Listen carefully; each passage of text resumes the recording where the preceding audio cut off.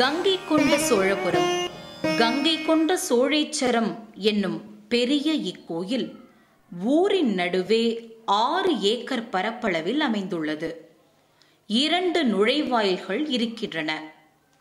திருச்சி சிதம்பரம் சாலையில் இருக்கும் வடக்கு வாயிலும் மொட்டை கோபுரமாக காட்சியளிக்கும் கிழக்கு வாயிலும் உள்ளே செல்லும் 2 வழியாகும்.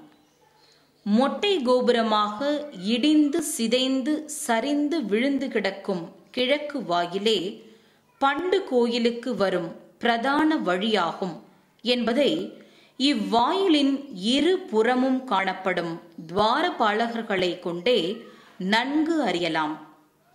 நாம் உள்ளே வந்தால் பரந்த புல்வெளி கொண்ட 584 அடி நீளமும் 372 அடி அகலமும் கொண்ட வெளிப்பிரகாரம் தெரிகின்றது.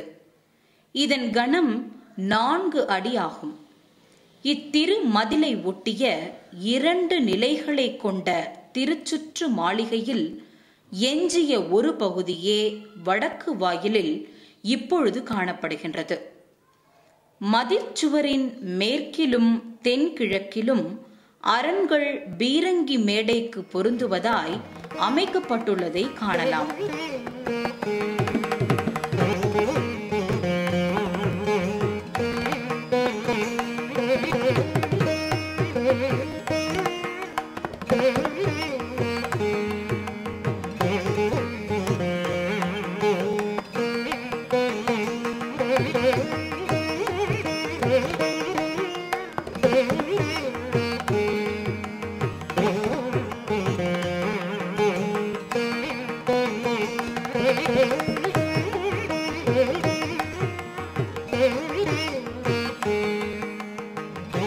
அடுத்ததாக மூலவரின் சன்னதிக்கெதிரே நந்தி அமைந்துள்ளது.